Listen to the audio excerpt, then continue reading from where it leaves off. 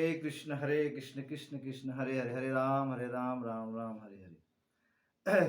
वेद व्यास जी कहते हैं, मेरे कहने पे नारद जी ने से मैंने पूछा कि आप अपने पूर्व जन्म का अपना हाल बताइए। तो नारद जी अपने पूर्व जन्म की कथा बताते हैं और कहते हैं, मैं पूर्व जन्म में वेदवादी ब्राह्मण एक दासी का लड़का था। वे योगी जो उधर में जहाँ रह रहा था, तो वहाँ चतुर्मास के समय कुछ योगी लोग, कुछ संत लोग उधर पधारे एक स्थान पर चतुर्मास करने के लिए, और मैं उनकी सेवा में नियुक्त हो गया। मैं वहाँ सेवा करता था, वो वहीं पे खेलता कूदता था, वहीं खाता था। बहुत समय ऐसा बीत गया, तो वे शील स्वभाव, मुझे मेरा जो स्वभाव था, शील स्वभाव को देखकर वो अति प्रसन्न हुए।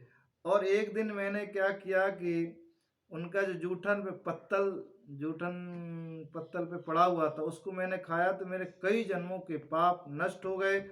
उस पाप नष्ट होने से मेरा हृदय शुद्ध हो गया और भजन पूजन में मेरा दिव्य मन लगने लगा। और इस तरह से हम श्री कृष्ण की मनोहर कथाएं प्रतिदिन श्रवण किया करते थे, और पवित्र कीर्ति भगवान में मेरी अनन्य रुचि हो गई थी।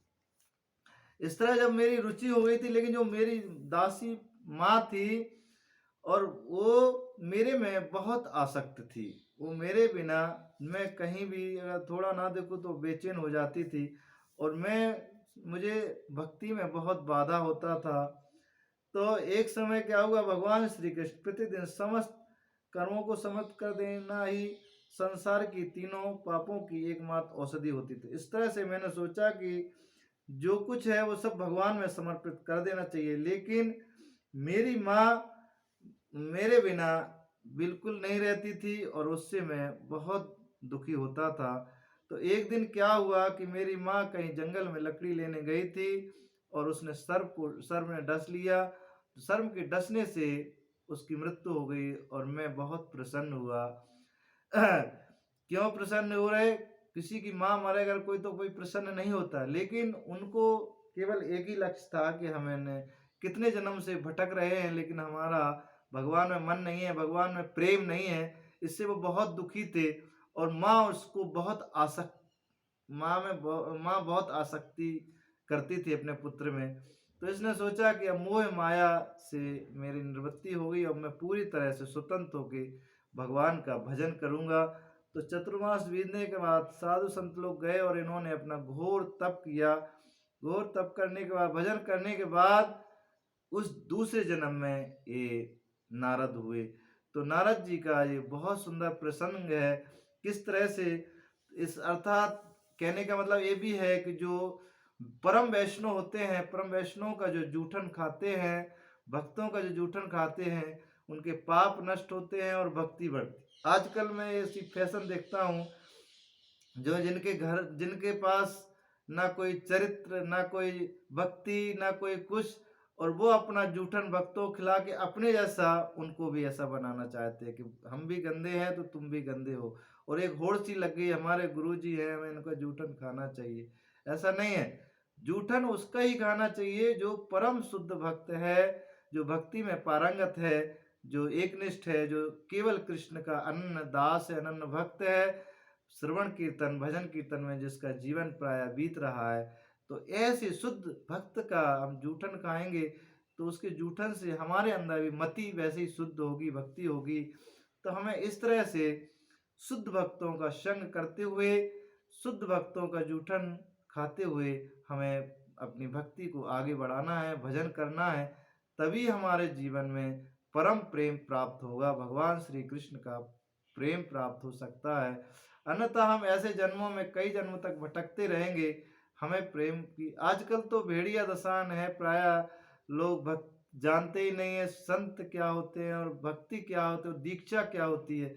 आजकल तो रोज रेवड़ी की तरह, आजकल तो मैं देखता हूँ वैष्णव लोग भी अपने घरों में बुला बुला के दीक्षाएं दे रहे हैं, उसका कोई प्रभाव पड़ने वाला नहीं है, ये पक्का है। ना उनका विधिवत कुछ हो रहा है, ना कुछ, केवल उन्हें तो अपना शिष्य परंपरा, शिष्य बढ़ाने के लिए, वो अपना नाम बढ़ाने के लिए, अपना धन कमाने के लिए ऐसा कर रहे हैं। ना कोई देश, ना काल, ना समय देखेंगे, किस समय देना चाहिए, क्या करना चाहिए। उनको तो केवल अपनी प्रतिष्ठा करने के लिए इस तरह से अपने शिष्य बढ़ाने के लिए, कभी जाओ शिष्य वो दीक्षा का खुला हुआ दरबार है, जाओ तभी दीक्षा है, तभी दीक्षा है। अर्थात इस तरह से एक तो गुरु को, शिष्य को जानना चाहिए। गुरु ऐसा बनाना चाहिए जो उसके जीवन के समस्त संशयों को नष्ट करते हुए उसके भक्ति जीवन में डाल दे, उसको भगवान कृष्ण के प्रेम की प्राप्ति करा दे। ऐसे गुरु की हमको तलाश करना चाहिए और गुरु को भी ऐसा शिष्य बनाना चाहिए जो सब नियम में पारंगत हो, आज्ञाकारी हो, भजन करने वाला हो। तभी दोनों का मेल मिलाप ठीक से गुरु शिष्य का चल सकता है और भक्ति में आगे बढ़ सकता है। तो आजकल ये परंपराएं तो प्राय नष्ट ही होती जा रही हैं। ना कोई गुरु शिष्य को समझ रहा, ना कोई शिष्य गुरु को, ना कोई किसी को जान रहा है। तो ये हमें जब तक ये सब समझ में नहीं आएगी, आजकल तो जाओ माइक से लाखों को एक साथ दीक्षा हो जा रही है। तो ये दीक्षा नहीं है, ये दीक्षा परंपरा नहीं है। ये हमारे सनातन धर्म का क्षय हो रहा है। लोग तो सोचते हैं हमारा कल्याण हो गया, दीक्षा हो गई है, हमारा कल्याण हो जाएगा। इस तरह से कैसे हो सकता है?